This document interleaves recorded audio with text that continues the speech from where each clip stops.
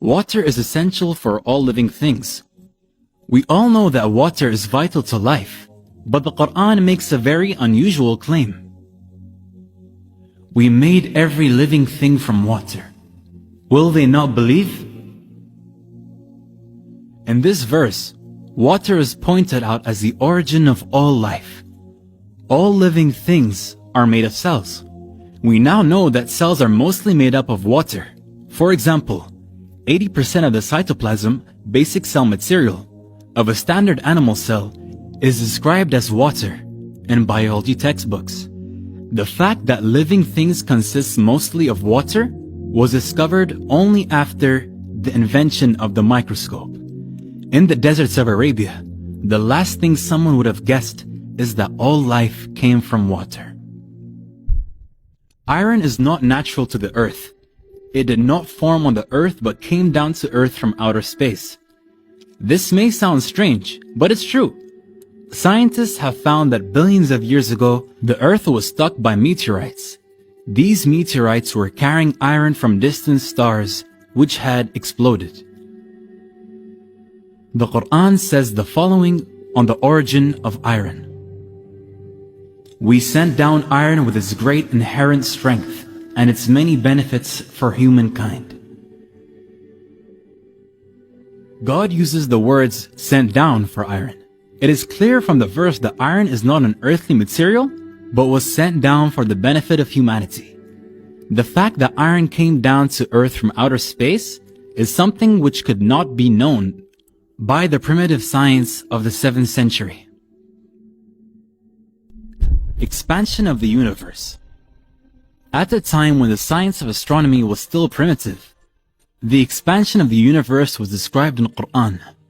And it is we who have built the universe with our creative power and keep expanding it. The fact that the universe is expanding was discovered in the last century. The physicist Stephen Hawking, in his book A Brief History of Time, writes, the discovery that the universe is expanding was one of the great intellectual revolutions of the 20th century. The Quran mentioned the expansion of the universe even before the invention of the telescope. Sun's orbit.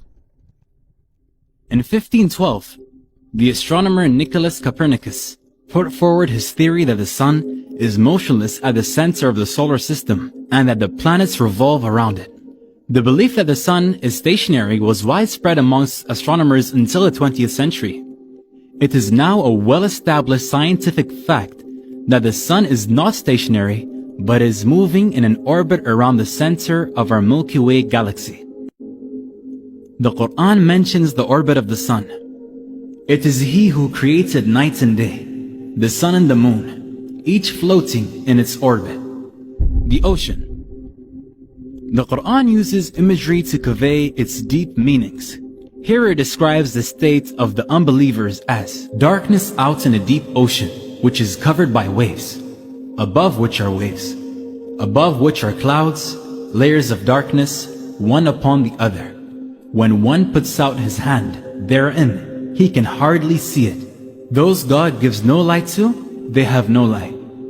It is commonly thought that waves only occur on the surface of the ocean. However, oceanographers have discovered that there are internal waves that take place below the surface of the ocean. These waves are invisible to the human eye and can only be detected by specialist equipment. The Quran mentions darkness in a deep ocean above which are waves, then clouds above that.